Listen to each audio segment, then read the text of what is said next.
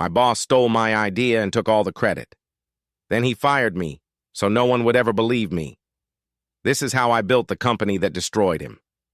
3 years ago, I was just a junior employee. I worked at a small tech company full of big dreams. One night, an idea hit me that wouldn't leave my head.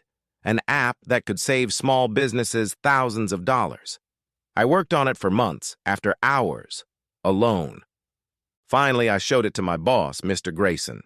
His eyes lit up. He said it was interesting. He told me to email him every detail. So I did. Big mistake. A week later, the company announced a new project. It was my idea, my exact plan, my app. But the person on stage wasn't me. It was Grayson, smiling, taking all the credit. I stood up. I said it was mine.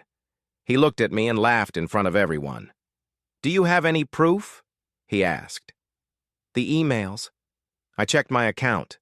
They were gone, deleted. He had them wiped from the company server. The next morning, I was called to HR. "We're letting you go," they said. No reason given.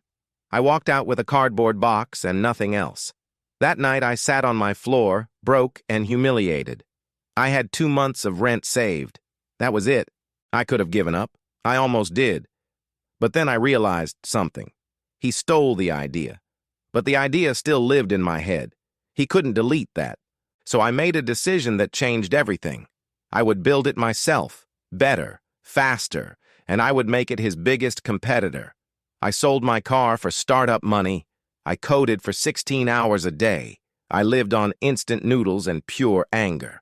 Month 1, nobody cared. Month 3, my first 10 customers signed up. Month 6, a small blog wrote about us.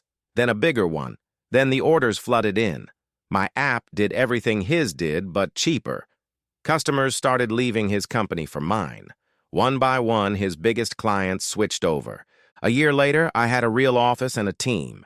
2 years later, we were beating them every quarter. Then one day, I got an email. It was Grayson. He wanted to meet for coffee. I knew exactly what he wanted. He sat down, older, tired, and forced a smile. "Your company is impressive," he said. "Let's merge." I slid a folder across the table. Inside were the original emails. I'd backed them up the whole time. His face went white. I said, "I don't merge with people who steal." I stood up, paid for his coffee, and left. 6 months later, his company shut down. Mine is now worth more than his ever was. He thought firing me was the end of my story. It was just the beginning. Never let someone who steals your dream convince you it's over. Sometimes getting fired is the best thing that ever happens to you. If this story hit you, subscribe for more.